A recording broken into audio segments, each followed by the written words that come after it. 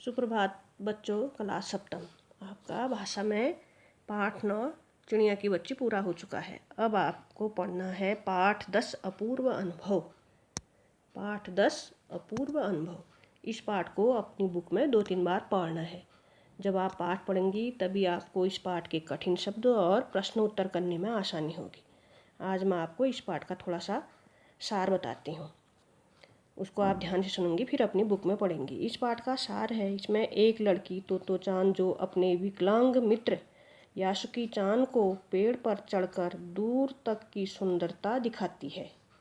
सभागार में शिविर लगने के 2 दिन बाद तोतो चान ने अपने मित्र वासुकी चान को बिना किसी को बताए अपने पेड़ पर चढ़ने का निमंत्रण दिया।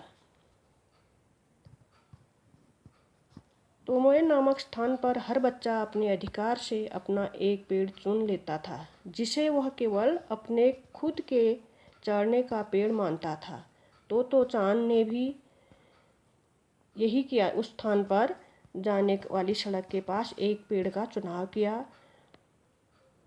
यह द्विशाखा वाला पेड़ था। द्विशाखा माने जिसमें 2 शाखाएं होती हैं, जो धरती से लगभग 6 फुट की ऊंचाई पर था। इस पर चढ़कर ऊपर का आकाश या नीचे सड़क पर चलने वाले लोगों को देखकर बहुत आनंद मिलता था। वह अक्सर इस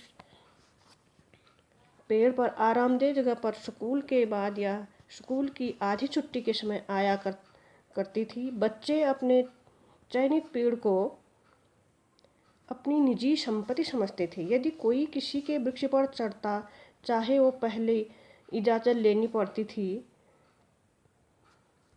यदि कोई किसी के वृक्ष पर चढ़ना चाहे तो पहले उससे इजाज़त लेनी पड़ती थी। यासुकी चान को पोलियो था, इसलिए वह किसी पेड़ को अपनी निजी संपत्ति मानने में असमर्थ था। तोतो चान किसी भी तरह से यासुकी चान को पेड़ पर आमंत्रित करना चाहती थी। वह चाहती थी कि यह मुश्किल कार्य है, तब भी उसको पेड़ पर चढ़ाएंगे। इसलिए वह माँ से केवल यही कह कर गई थी कि वह यासुकी चान के घर डेनेन चोफू जा रही है। लेकिन रॉकी उसके पीछे तक स्टेशन तक अब आया और उसने बता दिया कि उसने यासुकी चान को अपने पेड़ पर निमंत्रण किया है। जब तोतो चान स्कूल पहुंची तो यासुकी चान उसे मैदान में क्यारियों के पास मिला। वह उससे 1 वर्ष बड़ा था, लेकिन तोतो चान को यह बहुत बड़ा लगता था और वह बाहें फैलावा अथवा असंतुलित बनाते हुए वह टांग को घसीटता हुआ तोतो चान के पास पहुंचा।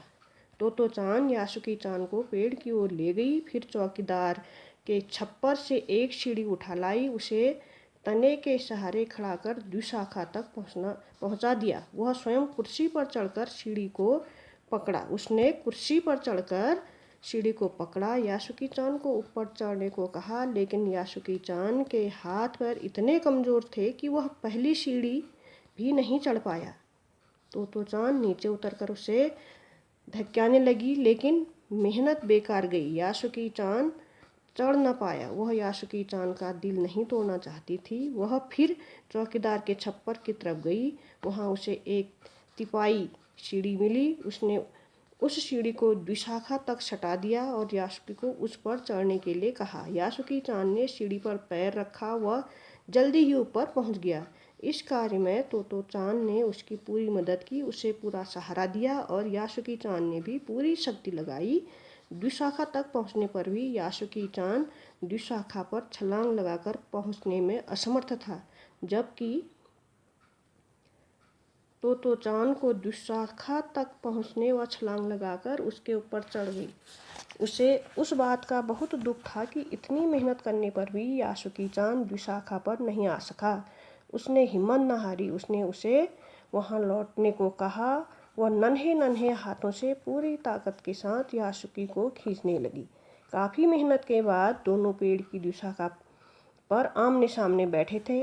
वे बहुत देर तक गप्पे लड़ाते रहे।